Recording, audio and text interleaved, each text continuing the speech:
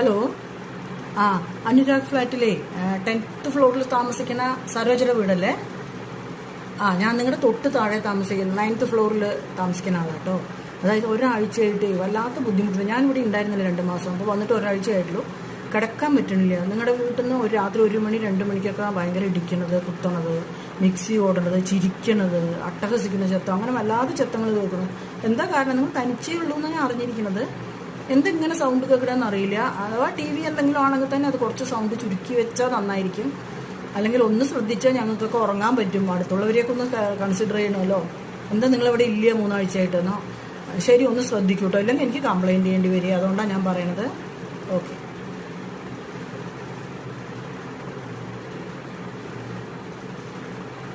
Hello.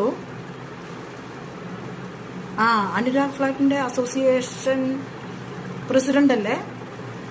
ഞാൻ വന്നിട്ട് 9th ഫ്ലോറിൽ താമസിക്കുന്ന ആളാണ്.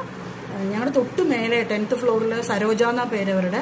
ഒരു തനിച്ച താമസിക്കണമെന്നാണ് കേട്ടിരിക്കുന്നത്. അവരെ വീട്ടിൽ നിന്ന് ഭയങ്കരമായിട്ട് സൗണ്ട് കേൾക്കുന്നുണ്ട്. രാത്രി ഞങ്ങൾക്ക് ഡിസ്റ്റർബൻസ് ആവുന്നുണ്ട്. രാത്രി ഉറങ്ങാൻ പറ്റുന്നില്ല. അതായത് ചിരിക്കണ സൗണ്ട്, ഓടണ സൗണ്ട്, ചാടണ സൗണ്ട്, എന്തൊക്കെ ഇടിക്കണ സൗണ്ട്, അങ്ങനെ പല സൗണ്ടുകളും കേൾക്കുന്നുണ്ട്. അതുകൊണ്ട് വല്ലാത്ത കഷ്ടമായിട്ടുണ്ട്. ഉറങ്ങാൻ പറ്റണില്ല.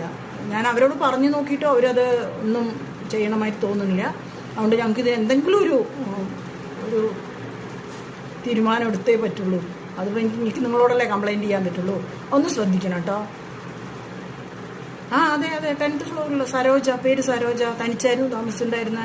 കുറച്ച് വയസ്സായ ഒരു ലേഡി ആയിരുന്നു. അയ്യോ, എപ്പോ? ഞാൻ 2 മാസമായിട്ട് ഇവിടെ ഉണ്ടായിരുന്നില്ലല്ലോ. മരിച്ചോ സരോജ? അപ്പൊ എന്നോട് നീ കഴിഞ്ഞ ആഴ്ച സംസാരിച്ചത് ആരായിരുന്നു? ഈശ്വര.